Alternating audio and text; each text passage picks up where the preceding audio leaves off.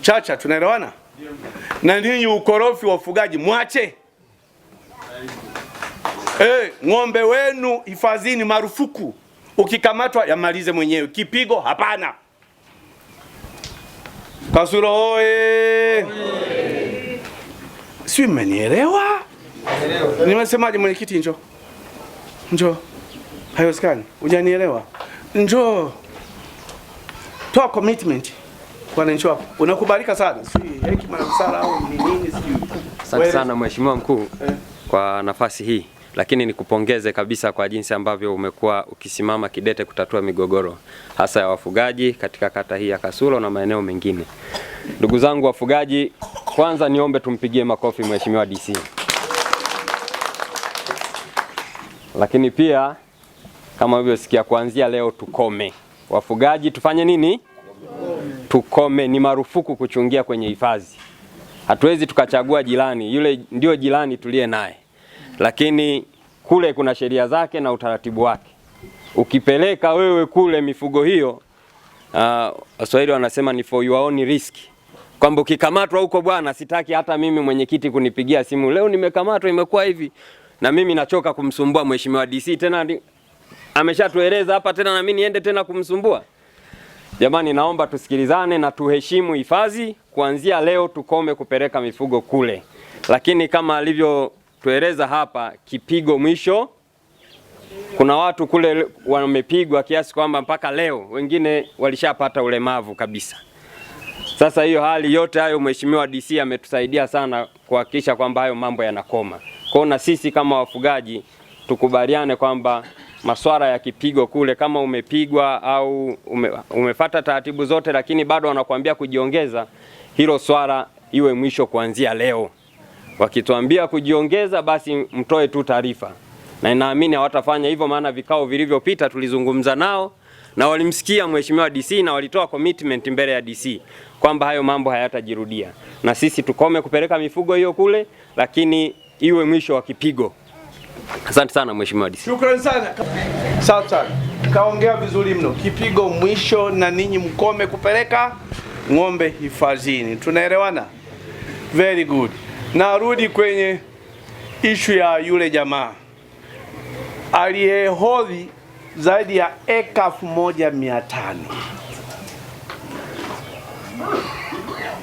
Hizo eka bwana, wiki hii kama sio wiki hii, baada ya sikukuu zaidi hizi, tunakuja na timu yangu tunazigawa kwa wananchi. Zaidi ya ekari ya 1500 tunazigawa. Kasulo oye! Lwakaremera oye! Tunafanyaje hizo eka? Asijasikia sauti sasa bado. Hizo eka 1500 tunafanyaje? Kwa nani? Anayetaka kipande kwenye hizo eka anyoshe mkono. Msionyosha ninyi ni akina nani? Mmekuja jana nini? Kutoka nchi jirani. Yawezekana mnielewe hata Kiswahili. Mnyoshe mikono basi. Naanza kuandikisha hapa.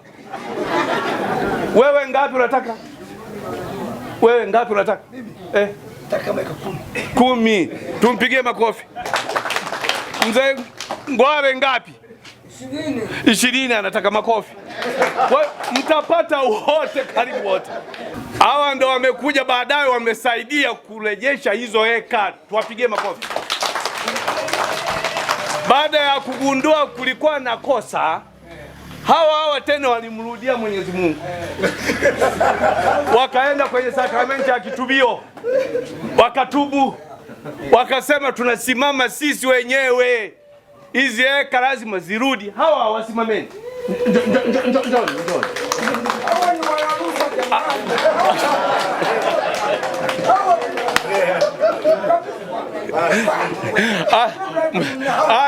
mzee, sikiliza basi, usiniharibie nani mkutano wangu mzee wangu. Kwanza nakuheshimu sana. Hawa nawapongeza. Makofi kwao. Nyinyi hamjui tu. hizi eka 1500 ndo wao wamefanya commitment kwamba zinarudi. Kama kulikuwa na makosa huko nyuma, hayo tunayaacha, tunachora mstari. Lakini sasa hivi wamefanya commitment, zinarudi. Wiki ijayo tunagaiana. Na ndio maana nimekuja kwa kujiamini. Niko na viongozi, mwenyekiti mtendaji, si ndio hivyo? Zinarudi lini? Ile taarifa yangu ya ile kamati ni lini? Tarehe 23 na tanga na mimi ni lini? 23 ndio kuja kwako.